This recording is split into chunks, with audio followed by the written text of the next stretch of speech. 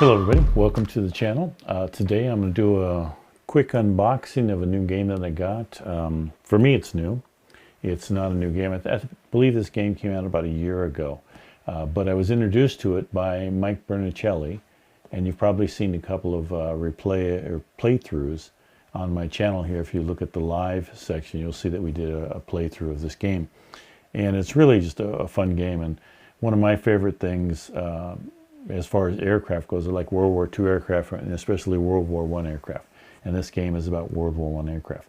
So let's take a look at this and check it out. And let's see, maybe I can get, I'll get a picture in a picture here for you. So, Eagles in the Sky. It's by Revolutionary Games here. Revolution, I should say, not revolutionary. Revolution Games. And game designer and graphics is Mike Lemec. And I apologize, Mike, if I did it wrong again. Developer is Dave Stiffel. And box layout is Mark Mahaffrey. I'm going to go with. All right, I apologize. English is not one of my strong suits. Okay, so, this game here, Eagles in the Sky, is a two-player card-based game on plane-to-plane warfare during the last year and a half of the First World War, which of course that gives you the good planes during that time, or the better planes that were developed. Players each command a flight of 1 to 6 aircraft during any of several types of missions, including patrols, photo recons, and even balloon busting. The game includes all of the major types of aircraft active on the Western Front in that period, including the Fokker triplane, the Sopwith Camel, the Spad 13, and the Fokker D7. So the triplane, the Fokker triplane, and the Fokker D7 were one of my favorites. And when I was the editor for Model Airplane News, we did a lot of scale aircraft, flying scale aircraft, and I did a lot of World War I aircrafts there. So components here, we have a 22 by 17 inch playmat. We have 2 1-inch counter sheets and 1 5/8 counter sheets. And the 1-inch counter sheets include these aircraft ones here. And then the 5/8 are all these little additional markers, which include, pilots or leaders, ace pilots, and, of course, green pilots. We have different levels of pilots, gun jam rockets, wing hits, any damage that you may suffer that you add to it. It also has an engagement rulebook, which is a 24-page, and a campaign rulebook, which is 12 pages. Now, the engagement rulebook is fairly an easy read, and you can get through it pretty quick. You got 5 double-sided player's aids and 110 playing cards. And this is definitely a card-driven game, so it's a lot of fun. It's a lot of strategy goes into it. The box is relatively big, as you can see. It's 3-inch box, so it's a good size, hefty box, and it weighs a good amount. So we'll just open it on up here, and if I can get it, there we go. And I'll set this on over here. So here's our campaign rule book, and it's a non-glossy paper there. The paper is kind of thin, I got to say that, but as far as easy reading, you can see that this is the campaign game, so it's pretty much all verbiage in this one. There's no very few pictures in this one. And the campaign game, you control the players throughout the war. You have fatigue levels, you have experience, all that type of stuff. So it's kind of cool, and you do have a log chart that you're going to keep with them too as you go through the campaign. So that's our campaign rule book there. Here's our engagement rule book, and this is actually all of the instructions that are in here. And again, this is full color, and it looks really good. It gives you good examples here of the cards, of the pilot counters, of the scout counters, of the German and French and all the different aircraft, some balloons, English aircraft there. Playmat, and it has the markers, see the different markers, which they represent different hits and different battles. And going through looking here, and it does have a little bit of reading, but I found it reads really fast. And once once you play the game, especially, and you go back and read it, everything just is clear as day on this thing. It's pretty well written rules, I think. Here's an example of some combat that you're going to have with tailing, different setups for tailing and fighting. There, positioning, and then you have altitude change. Talks about altitude, changing altitude, aircraft special characteristics. Like some of them had unreliable engines, which really are a pain in the ass. Oops, pain in the butt, I should say. High altitude images, front gunners. I found that the single guns too. You definitely want planes with dual guns. Mike had planes with dual guns, and they worked pretty good. You got different pilots, engagement type, and victory points here. And oops, I skipped a few here. And then we get to this page here. Talks about glory points, but basically, you know, your last bit of rules is 17 pages on here. And then it talks about glory points, credits that you get back here. And then we go into our different scenarios. We got historical scenarios here, and you got 7 of them on this page. And let's see what we got over here. And then we got scenario 8, which so you got eight historical scenarios. Then we have ace ratings and abilities here, and they talk about all the different aces. And on the back there, we just have a table of contents, so it makes it easy to find the rules that you're looking for. And here is a campaign log, and this thing is pretty beefy. They say feel free to copy this, but man, you get a lot of them. That's a nice sized little stack of papers there. So the campaign log, you know, you can keep track of the days of your campaign, the flights, the weather you have there, what the missions are, you know, how many points you got there. You're gonna have morning and afternoon flights, so you can really make a nice narrative with this game.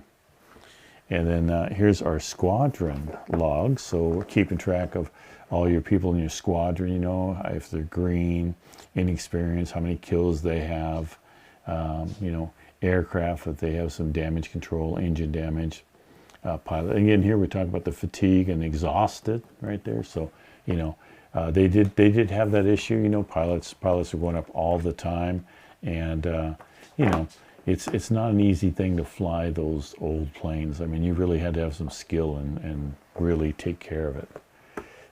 As far as, you know, keeping your eye on how you're flying. So here's the first of our player charts. This is player chart 1, and I gotta say, these are this is pretty thick. Is this folded? No, this is just a single. Wow, this is just a single paper. So this is a pretty thick player chart here. Chart number 1, and we have fatigue table, safe return table, damage table. Yeah, you know, getting up in the air is easy. Getting back down, that's the fun part. Well, sometimes you come down very, very fast.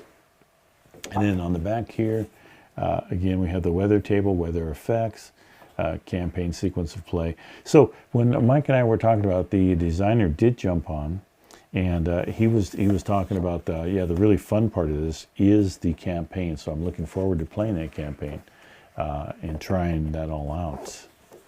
So here is the quiet sector campaign, campaign events, engagements, special events, the missions that you have. And then this is normal activity campaign. So again, missions, campaign events, special events there. So these are British there. Let's see what this one is. Operational Michael's campaign. And again, another couple campaigns. And again, I'm really, I got to say, the player charts are pretty solid pieces of cardboard there, or stiff cardboard paper. So here's your engagement chart here. And then we have engagement table, year, engagement month determination, zone determination table. So different tables that you're going to use. And it looks like you're using those for setup. And then this back one is victory determination. So when Mike and I played it, we just played one scenario, and we threw the planes up, and we started shooting at each other and had fun. Didn't get into all of this setup and stuff, which I think I'm going to have to do a whole deal on just setting this up and getting your game ready. I think that'd be good. Random event table here, and a lot of notes there as to what can happen. You can got clouds, remove aircraft, add aircraft. You know, so I think one of us got an aircraft through that.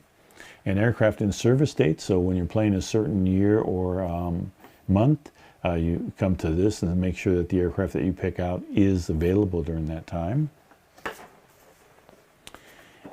And here we have German aircraft marker displays. Squadron aircraft, we have 2 of them here. And one for the German and one for the British. And single-sided, so they definitely sit on the table and are stacked with stuff, I would imagine. I haven't got that far, so we'll see how that is. And here are our 1-inch counters. God, they look bigger than 1 inch actually, but I guess that's what they are. And here are plane counters. These are their static side. And let's see, I'll try and get them up there a little bit. Let's see, I gotta go backwards. There we go, like that. So here's their static side, and then we'll flip them on over and we'll get their active side. So that's them right there. And if you watch the video, you'll see that these numbers match up with the cards that you play and the maneuvers. And here's another set of counters. Again, just some nice thick counters. I mean, you know, they're really nicely printed. Good quality cardstock on that. So I think Revolution Games did a really good job on these. And here are all of your marker counters, and again, they're used for various things throughout the game. We do have some pilot counters up here, and you have the back sides of those. And again, nice thick counters. And here's our play mat, which the cool thing about this game is it's not a really large play mat, you know. I mean, it's just it's that big. And let me get rid of my ugly mug here so you can see the whole thing. There you go. Now you can see everything. So yeah, you can see that this is just not a large play mat. It's a nice compact game if you want to play that. And it's just single-sided. And here's your actual flying area, and here's all of your combat hexes over here, or combat, I don't know what you call it, areas. Shot down, which I had one shot down during our game right away. My guy got shot down, so you know, shows you how much I know. And we'll put that back over there. And the last thing we have in the box are your playing cards right here. And these are what make the game fun. You draw so many of these cards. You make a play. The card tells you what you can do, and then after you take a shot, if you hit below the number that you're supposed to hit, you know, you compare cards and you compare the numbers on the counters. And once you add them up, you compare them. And let's say you have a 2, you have to get you know, below a 2. If you get above a 2, like a 3, then you don't get to do any of this. And this is your damage here, your hits. And then we have a nice box insert in here. So yeah, it's really a good looking game, I gotta say. And of course, you know, I'm kind of biased here, and I'm going to probably be clipping all this stuff out tonight and doing my card clipping on this game, I think. And let me get again, these are just, there's a lot of these in here. I mean, you play a lot of games with this thing. So yeah, I'm looking. I already read this online. I got this, downloaded this online, read all of this, but this isn't available online, so I'm definitely going to read through that and get a campaign game started here. All right, so there it is, Eagles in the Sky. Hopefully, let me get rid of that. Hopefully you guys enjoyed that. Again, it's just, this is a game that I think I'll put up here. I think I'm going to have a really good time playing. I think it's going to have a good replayability to it. And yeah, looking forward to it. So I appreciate you for stopping by. Those of you who stayed the whole time, I really appreciate that, watching through the video all the way through. And hopefully we'll see you back here on the channel, which is always possible if you subscribe. You'll always get a notice that I put up a new video. And please, when I have live plays and you're available, come on in, ask questions. Really appreciate you guys' participation when we do have the live plays. And we generally try to have them on Tuesday nights, California time, Tuesday at 4 o'clock. I think that's what, 7 o'clock Eastern time. So appreciate you all being here, and we'll look forward to talking to you again. Thanks for watching.